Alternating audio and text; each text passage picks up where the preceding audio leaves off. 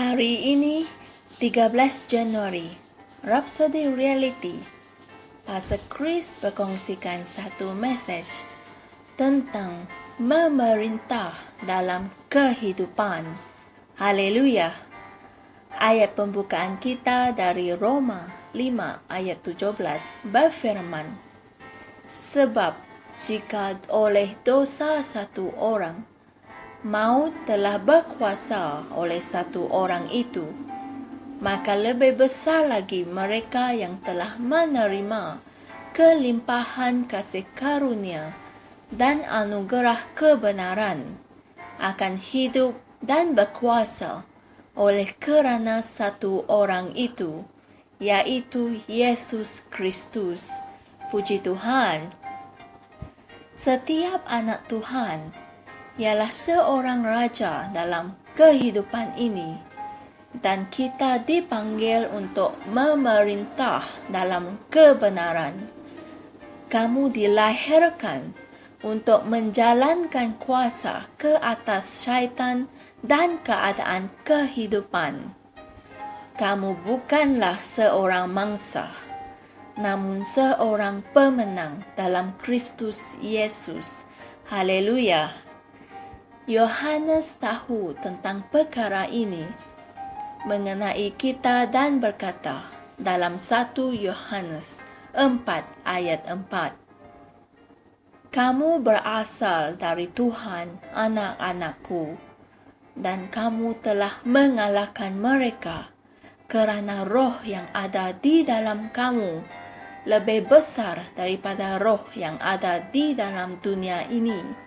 Puji Tuhan. Roh yang lebih besar tinggal di dalam diri kamu. Tuhan telah memberikan sifat kebenarannya kepada kamu, dan itulah yang membuatkan kamu menjadi seperti Dia. Haleluya.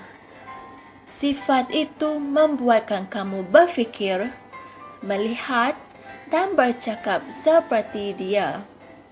Kamu telah dinaikkan. Dia membawa kamu ke tahapnya.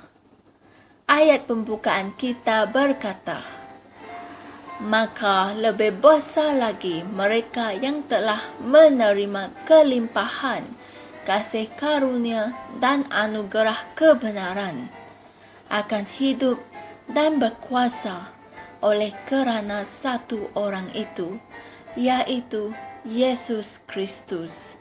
Puji Tuhan.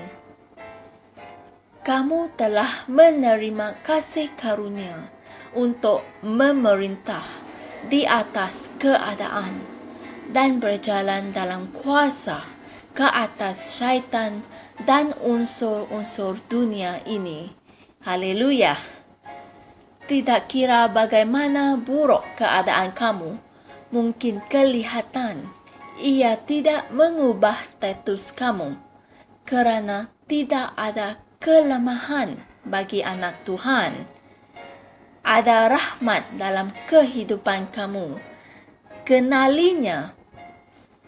Seseorang yang belum dilahirkan lagi mungkin berkata, saya berada di dalam keadaan ini dan keadaan itu sebelum ini, dan saya tidak dapat mencari jalan keluar.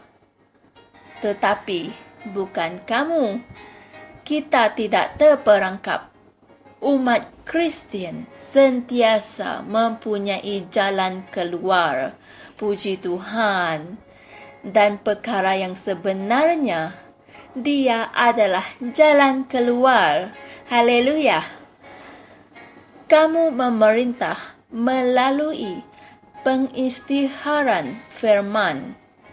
Apa-apa yang datang menentang kamu dalam kehidupan, berjagalah dan memerintahlah ke atasnya melalui pengisytiharan yang penuh beriman. Haleluya.